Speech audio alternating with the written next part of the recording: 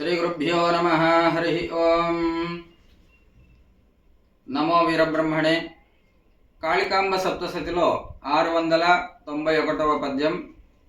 ప్రకృతి బంధనమున పడియుండ నరకమ్ము, ప్రకృతి నుండి వేరు పడుట ముక్తి, ప్రకృతి వికృతి లేని బయలు బ్రహ్మంబగు కాళికాంబ హంస కాళికాంబ. స్వాముల వారు స్పష్టంగా చెప్తా ఉన్నారు. నరకం అంటే ఏమిటి, ముక్తి అంటే ఏమిటి, తర్వాత బ్రహ్మం అంటే ఏమిటి అనేటటువంటి 3 విషయాలను స్పష్టంగా ఈ యొక్క పద్యంలో వీరబ్రహ్మేంద్ర స్వాముల వారు మనకు తెలియజేస్తూ ఉన్నారు. ప్రకృతి బంధనమున పడియుండ నరకమ్ము. మనిషి మాయా జీవితాన్ని గడుపుతూ ఉంటాడు. ప్రకృతి బంధనం అన్నమాట. ఇదంతా కూడా మనిషి ఎప్పుడు కూడా ఆశాపాశాల్లో ఇరిక్కిపోయి ఈ మాయలో పడిపోయి ఈ ప్రాకృతికమైనటువంటి జీవనాన్ని సాగిస్తూ ఉంటాడు.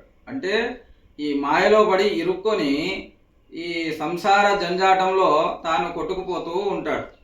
ఈ ప్రకృతి సంసారం ఏదైతే ఉన్నదో దీంట్లో మనిషి అంతా కూడా ఇరుక్కుపోతూ ఉంటాడు. ధన ధార సుతాదులు ఇషనత్రయములు అని, ధనేషణ ధారేషణ పుత్రేషణ, ఈ 3 ఇషనత్రయాల్లో మనిషి ఇరుక్కుపోతూ ఉంటారు. అందుకోసమే 3 కాలువలు దాటలేరయ్యా ఇలా 3 జనులు అని చెప్పేసి వీరబ్రహ్మేంద్ర స్వామి వారి తత్వగీతాల్లో చెప్తా ఉంటారు. అట్లాగా ప్రకృతి బంధనమున పడయుండ నరకము. నరకం అంటే ఏమిటి అంటే ఈ ప్రకృతిలో ఉండటమే ఒక పెద్ద నరకం. నరకం అంటే ఎక్కడో లేదు, ఇక్కడే ఉన్నది అని వీరబ్రహ్మేంద్ర స్వామి వారు స్పష్టంగా తెలియజేస్తున్నారు. ప్రకృతి బంధనమున పడియుండ నరకము, ప్రకృతి నుండి వేరు పడుట ముక్తి. విశేషం ఏమిటి అంటే ఇది భవరోగము అని, అంటే ఇక్కడ పుట్టడమే ఒక రోగం. భవ అంటే ఉండటము అని అర్థం. ఇక్కడ పుట్టడం అంటే ఈ మానవ జన్మ ఎత్తడమే ఒక రోగగ్రస్తమైనటువంటిది. ఈ మానవ జన్మనే ఒక రోగం. అందుకోసమే దీన్ని భవరోగము అంటారు. ఈ భవరోగాన్ని తరణం చేయటమే యోగం అన్నమాట. కాబట్టి ఈ ప్రకృతి అంతా కూడా మాయతో నిండి ఉన్నది. ఈ మాయలో మనమంతా కూడా ఇరుక్కుపోతా ఉన్నాం. ఈ మాయ ఏదైతే ఉన్నదో అది నరకాన్ని తలపిస్తూ ఉంటుంది. అంటే ఇక్కడ ఉండటం అనేటువంటిది ఎప్పుడు కూడా కష్టము నష్టాలు ఇవన్నీ కూడా ఈ శరీరంతో మనం అనుభవిస్తూ ఉండాలి అని చెప్పేసి చెప్తా ఉన్నారు. ప్రకృతి బంధనమున పడయుండ నరకము.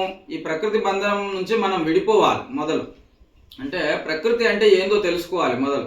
ఈ ప్రపంచం అంటే ఏంది, ఈ మానవ జన్మ అంటే ఏమిటి, ఈ మనం ఎందుకు పుట్టినాం, మనం ఎట్లా జీవిస్తున్నాం, ఈ సంసారం ఏంటి, ఈ డబ్బు ఏంటి, పిల్లలు ఏంటి, భార్య ఏంటి, భర్త ఏంటి, ఇవన్నీ కూడా మనం తెలుసుకుంటే అప్పుడు ప్రకృతి బంధనం నుంచి మనము ఉర్వారుకమివ బంధన మృత్యోర్ముక్షీయమామృతాత్ అని చెప్పేసి వేదం చెప్తా ఉందంటే, ఉర్వారుకం అంటే దోసకాయ. ఆ దోసకాయ కొద్దిగా పండనప్పుడు ఆ తొడిమ అనేటువంటిది ఊడిపోదు. కానీ అదే దోసకాయ పండింది అంటే ఎలాంటి ఇబ్బంది లేకుండా సునాయాసంగా దాని నుంచి అది విడిపోతూ ఉంటుంది. అట్లాగనే మనము ఈ ప్రకృతి అనేటువంటిది మనం తెలుసుకున్నాము అంటే ప్రకృతి నుంచి మనం వేరు పడిపోతాం. కాబట్టి ప్రకృతి నుండి వేరు పడుటే ముక్తి. ఈ ప్రకృతి నుంచి వేరుపడుటే ముక్తి. ప్రకృతి అంటే ముందు తెలుసుకుంటే దాని నుంచి వేరుపడతాం. బెల్లం అంటే వైరాగ్యం రావాలి అంటే బెల్లం 10 సార్లు తినాలి. తింటే అప్పుడు దానికి సంబంధించిన రుచి వస్తుంది. అప్పుడు ఆ రుచి వచ్చిన తర్వాత రుచిని అవగతం చేసుకొని ఆ బెల్లం అంటే ఇక వద్దు అనేటటువంటి స్థాయికి మనము వైరాగ్య స్థితికి వచ్చేస్తాం. అట్లాగనే ప్రకృతి అంటే ముందు దాని లక్షణాలు ఏంటి, ప్రకృతి యొక్క లక్షణాలు, ఈ మానవ శరీరం, ప్రకృతి అంటే ఏమిటి, ఇవన్నీ తెలుసుకుంటే మనం ఈ నరకం నుంచి బయటపడ్డటే. ప్రకృతి నుండి వేరు పడుట ముక్తి, ప్రకృతి వికృతి లేని బయలే బ్రహ్మంబగు. ప్రకృతి ఉండకూడదు, ఇటు వికృతి ఉండకూడదు. ఇక్కడ విశేషించి స్వామివారు చెప్తుంది అంటే ప్రకృతి అంటే ఈ సంసార బంధములో ఇరకటం, అట్లా అని దీన్ని వదిలిపెట్టి పోవటం వికృతి.